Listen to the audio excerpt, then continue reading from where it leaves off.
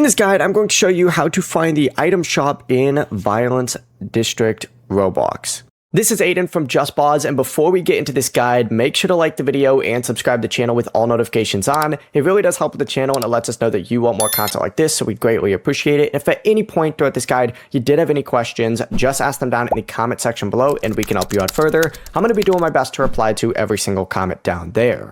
Now, you need to be in the lobby to go ahead and do this, so make sure you're on the lobby, which is where I am currently right now. And once you're in the lobby, you need to just hover over the left-hand side, and you're going to see all these little options appear right here.